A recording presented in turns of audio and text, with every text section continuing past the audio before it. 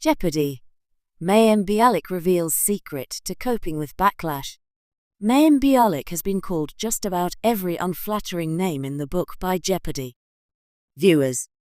Despite making it clear they can't stand her, being labeled as the worst host ever hasn't exactly done much damage to the show. In fact, some viewers would argue people are talking about the syndicated game show more than ever before. Moreover, the viewer ratings also don't suggest people are boycotting the show because she's co-hosting with Ken Jennings.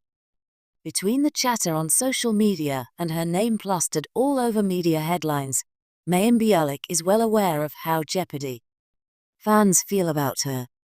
The question is simple: how is the Big Bang Theory alum coping with all the hate? What does she do for the sake of her mental health? According to The Sun, Mayim opened up with her Instagram followers a bit about how she copes with the massive waves of hate. Turns out, she has a bit of a weird method to the madness. How does Jeopardy host Mayim Bialik cope with the hate? Mayim Bialik shared a short video clip of herself on her Instagram stories recently. The video clip featured Mayim scrolling through her phone before tilting her screen to snap a screenshot. She explained she was taking screenshots of positive quotes and memes that uplifted her at the moment. Mayim Bialik, however, had something else to admit to those who followed her. She wasn't exactly sure why she was taking screenshots of these positive quotes. She knew these screenshots would proceed to rot in her phone, and she would never look at them again. The loathed Jeopardy host proceeded to ask her followers if they ever find themselves doing the same thing when they come across positive memes or quotes while browsing social media. While she didn't outright confirm this was a coping mechanism for her, her Instagram followers assumed this was a way she calmed her mind amid all the backlash and hate she receives on a regular basis. What is it about Mayim Bialik that viewers of Jeopardy hate so much? More importantly, what do you think about her method of coping with the massive amount of hate she receives? Share your thoughts on her as a host in the comments down below. And keep coming back for more news related to Jeopardy.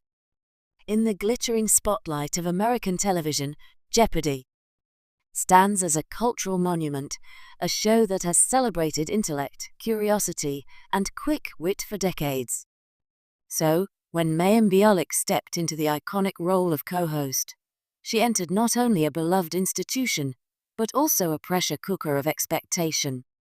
The former Big Bang Theory star and neuroscientist brought a unique mix of Hollywood charm and academic credibility to the lectern, but the reception wasn't always warm. In fact, Bialik found herself facing a wave of criticism from fans, pundits, and even die-hard trivia purists. But instead of shrinking from the spotlight, Bialik leaned into it, with a surprising and deeply creative coping strategy. "I realized pretty early on that you can't please everyone," Bialik revealed in a recent interview. "There were days I'd read 10 different opinions about how I pronounced a word or stood a certain way. At first, it was overwhelming. Then, I turned to something that has always brought me peace: writing poetry. Yes, poetry." In an age of Twitter clapbacks and viral TikTok videos, Bialik's response was deeply analog and soulfully introspective. Each night, after wrapping up tapings or reading through the latest fan feedback, she'd sit by her window with a cup of tea and jot down her thoughts, free verse musings about identity, pressure, and the strange intimacy of fame. "I started writing haikus about game shows," she laughed. "One of them was literally, buzzer in my hand / answers rise, fall like the tide / silence judges me. It sounds silly, but it helped me reclaim my voice in a space where it felt like everyone else was trying to define me." This unexpected embrace of vulnerability and artistry not only helped her navigate the emotional minefield of public opinion, it transformed it.